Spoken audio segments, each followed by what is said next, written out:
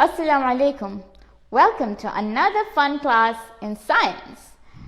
It's Afamis from Hira School.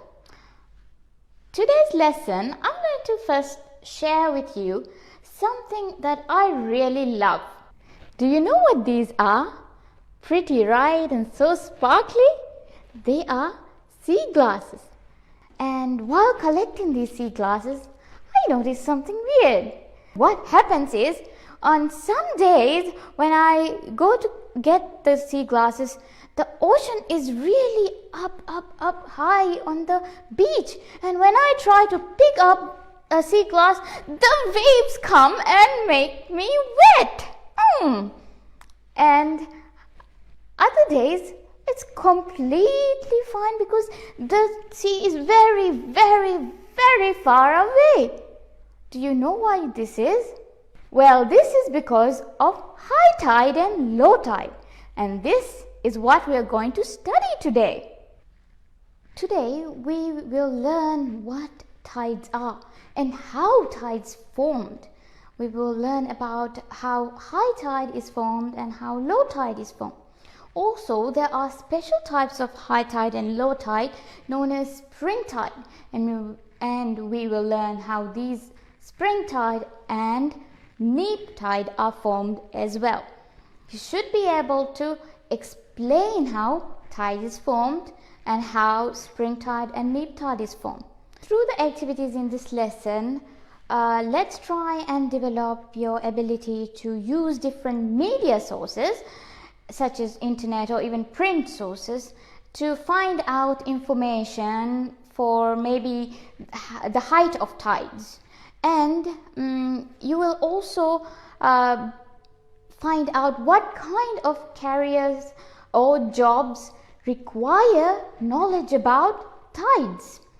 It's very important that we should be able to explain certain events such as the rise and fall of tides based on our science knowledge. Lastly, I will be doing investigations, so let's try and develop your investigation skills. So, what actually causes the ocean to rise and fall? Well, it's caused by something called gravity. Gravity is a force. Some of you might have remembered this. You studied this before. So, what's a force? It's a push or a pull. When you push the door open, you are putting a force on the door. When you pull the chair towards you, you are putting a force on the chair. But this gravity is a special type of force, and it's a non-contact force.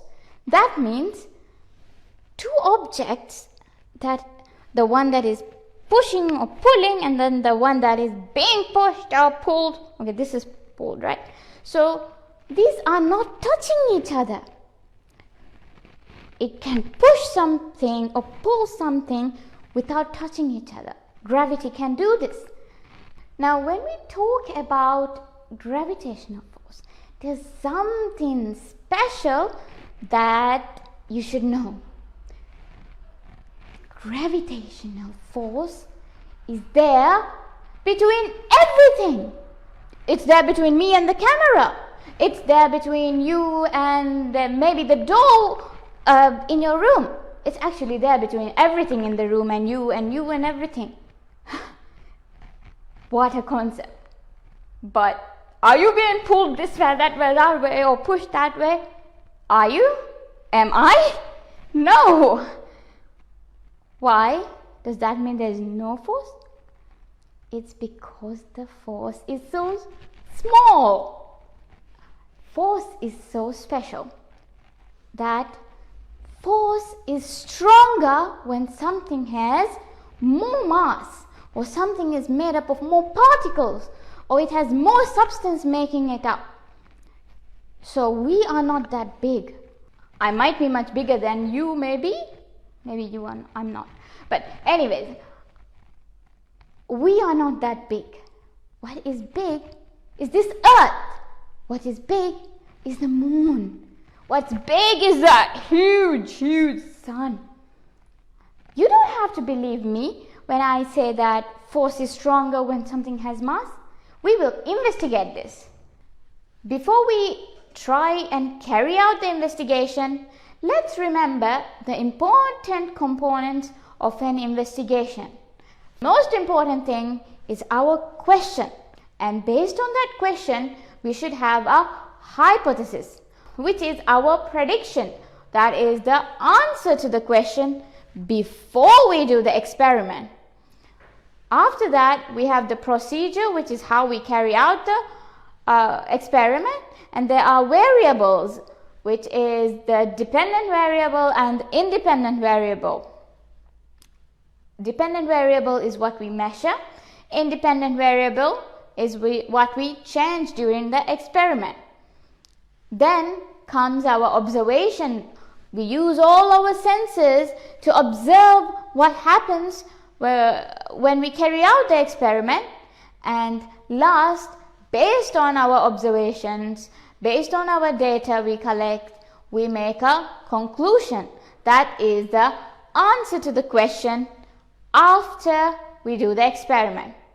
So we'll be doing two experiments. One where we find out if mass has an effect on the force of attraction due to magnets, and whether distance has an effect on the force of attraction due to magnets. I'm going to use a magnet with a little less mass and magnet with more mass.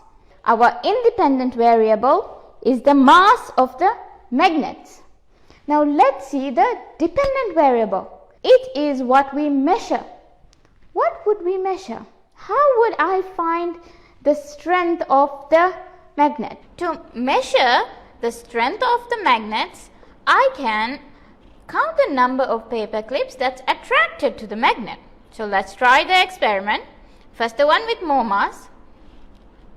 Remember to try and use the same amount of paper clip each time. Okay, now the one with less mass.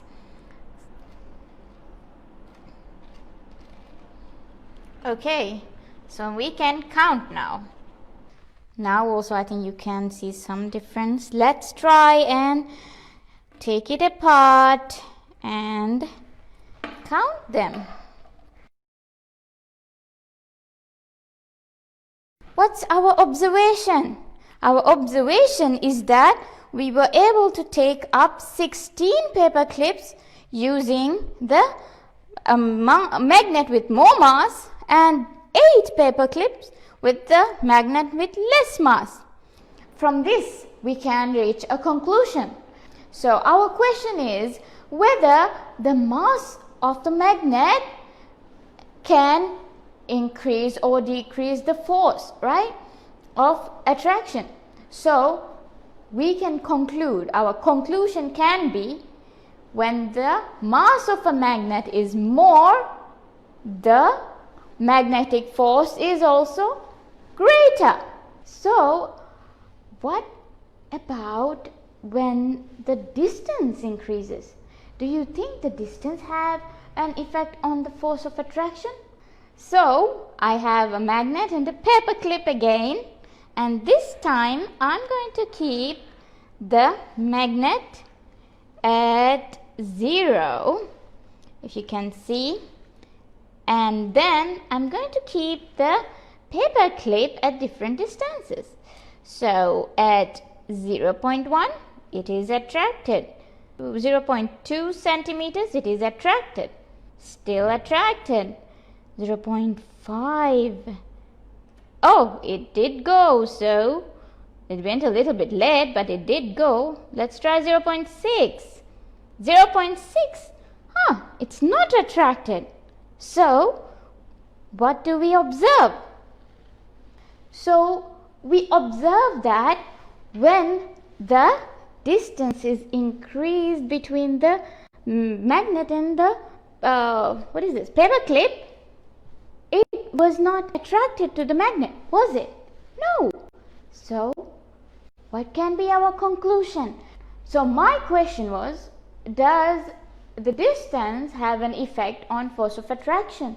So my conclusion will be the force of attraction is decreased when the distance is increased. Okay, now let's see how this the gravitational force of the moon on the surface of the ocean causes high tide and low tide. Here we have the earth rotating and on its own axis giving us day and night. Then we have, I'm going to draw it as a diagram with the surrounding ocean in blue and the moon to the side. So you know everything in the universe is attracted to everything else, and just like that the moon is attracted to the earth and the earth is attracted to the moon, and this attraction is due to the gravity. But we are interested only in the force on the earth. So this force actually pulls on the ocean and creates a bulge at one side of the earth. And when the earth rotates, how we get, just like how we get day and night, we get high tide and low tide. With the rotation we move, right? But do you know that within 24 hours, within one rotation, we actually get 2 high tides and 2 low tides? How? I'll explain now. Let's say the point nearest to the moon is called A, the middle of the earth is B, and the point further away from the ocean, that's further away from the moon, is C. A is attracted the most with the highest, strongest force towards the moon, and it bulges out a lot. But B is also attracted and it's also pulled, and this does 2 things. It actually creates a bulge at the end, at the back of, and it also fills in some amount of the big gap at A. Now, even C is pulled towards the moon, but C is the furthest one, so the strength is the least, and it's pulled in very little. So even though it is pulled in, the bulge remains. What happened? Now we have 2 high tides and 2 low tides. High tide at the point nearest to the moon and at the furthest point, and low tide at top and bottom. We still have not looked at how spring tide and neap tide are formed. So let's find out how spring tide and neap tides formed. Now, does the sun also pull in the earth's oceans and make a bulge? Yes, it does. And the more massive an object, more is the pull. But we should be careful here that this diagram is not to scale. The sun is much further away. This decreases the pull, and the gravitational pull from the sun is much less than the moon's. It's less than half of the pull from the moon.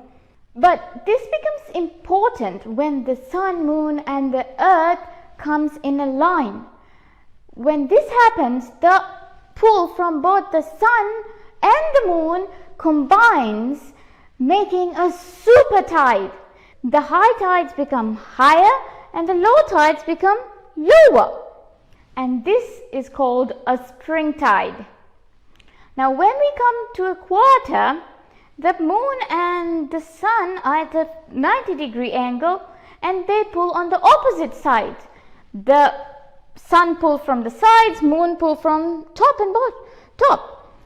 So the forces cancel out and the high tide becomes lower, the low tide is not so low, and this is called neap tide. Well, Earth spins or rotates 30 times a month, and there are 2 high tides and 2 low tides with every spin. So 2 times 30, we get 60. So there are 60 high tides and 60 low tides each month. And within this 60, 2 of them are spring tide and 2 of them are neap tide. Using all the information you've got, let's try and define tides now. So what is it? It's a rise and fall of the ocean. And it occurs regularly, right? Just like day and night, it keeps on occurring. So it's the regular rise and fall of the ocean surface. Now, what causes it? Effect of gravity of the sun and the moon. So let's combine both and give you the definition. Tides are defined as rise and fall. No, regular rise and fall of the ocean surface caused by the gravitational effect of the sun and moon on the earth's surface. That's it. Now that we know the definition of tides and we have learned how tides are formed, aren't you curious? Why are we learning about tides? Why? Is it important? Who would require the knowledge of tides? Yes, fishermen need the knowledge of tides. First of all, did you know that at low tide is the best time to do sight fishing? All the fishes are visible at low tide really easily. And during low tide, at the shallow areas, pools are created where we can get seafood like octopus. We can catch these sea organisms at low tide. And remember, it's easy for me to collect sea glass at low tide even, right? We also need the knowledge of tides. And did you know something special? At high tide, the fishermen have to have knowledge of where the fish will be, because at high tide the fish is free to move everywhere. At low tide, if they go to shallow areas, they will not be able to swim. So at high tide, fishermen have to know where will the fish go and then go there to fish. And if you know some fishermen, you can interview them and see there would be more and more ways they would need the knowledge of tides. Not only fishermen, but other people like oceanographers, meteorologists. Many people need the knowledge of tides. Even architects. Architects. Why architects? Who build stuff? Architects. And they build bridges and resorts. And when building bridges, they need to know that the ship would be able to pass below it. And they should know what's the highest high tide level, so that they can build the bridges properly, so that people can build resorts. If they build a house here and then at high tide water comes in, what will happen? So I hope you now know why we need to study about tides. Okay, come on, let's take a look at the media sources that we are going to use. If you have internet, you can try this out. If you don't have internet, don't worry. You can always try and use the information I have provided you. Now this is where I got the work. So we are going to graph the spring tide, neap tide and the moon phases. What you do is you go down, down, down, and here is what you should download. The PDF, when you click it, you can download it, download file. You can download it. As you can see, it has the table and the instructions of how you should do this. How can we find the height of the tides? Well, go to your browser and you can just type in go to this website, Tide Forecast, and here you can actually choose different areas of Maldives. I have taken Hitadu because I am from Hitadu, and then go down more, and here we go. For every single day, the time of the high tide and how high it is noted down. So in the worksheet, we have to write the height of the high tide only, and in the morning and in the evening. So let's see, for example, for day 5, Friday, 5th June, the high tide in the morning is 0.94 meters, and high tide in the evening is 1.15 meters. Just like that, you can write the high tide and low tide. Now, what about the dates? What dates are we going to use? Well, we are going to use the dates of the moon phases. To find out about the moon phases, you can go to this website, or I will be sharing the URL with you. Okay, so using all this, we can make the table. I am going to share with you the table with all the information. If you want, you can use the same table and try and make the graph. But I would like you to take the information yourself if you have internet access. Then you will understand it more, and you will also be more competent when using multimedia sources, right? And print out the worksheet, try collecting all the information, okay? So I hope you will try this out. And we have to use blue color pencil to add the data point for high tide for PM. So these are the points for PM. But there's something very important for you to know. From here, you should be able to identify where is the spring tide and where is the neap tide. So spring tide, remember, is the highest high tide noted.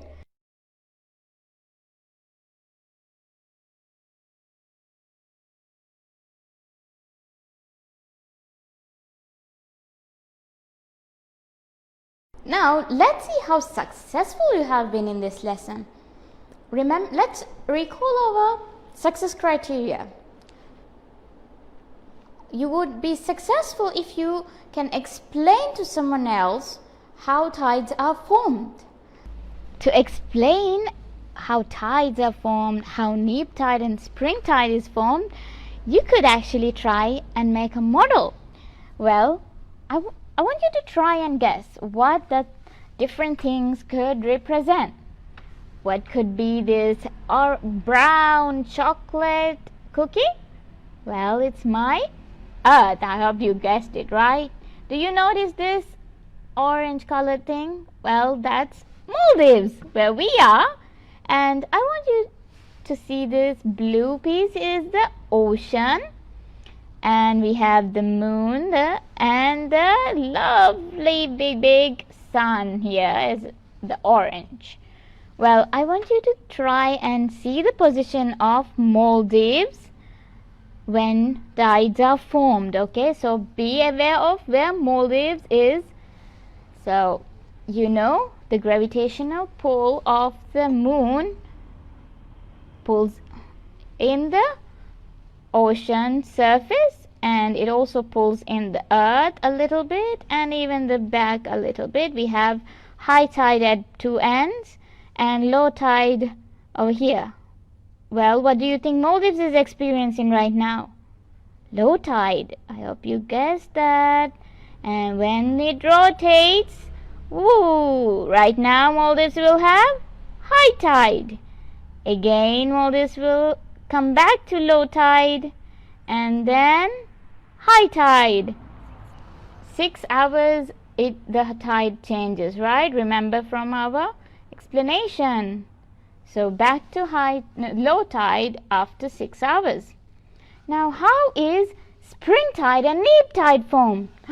In comes the big sun. We have to consider the sun's gravitational force. Even though it's far away, its gravitational force plays a role. So you know that the super spring tide is formed when the sun and moon comes in a line, right?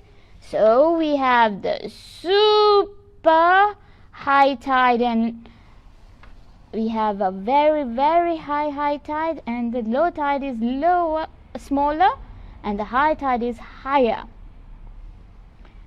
Then you know that what happens when the moon is at a right angle. Gravitational force of the moon and the sun are acting on the opposite side. So moon also pulls in, but the sun also pulls in. And now the high tide is not so high, and the low tide is not so low. So I really hope that you can also make such kind of a model and take a video of your explanation and send it to your teacher. Bye. I'm going to enjoy my cookie now.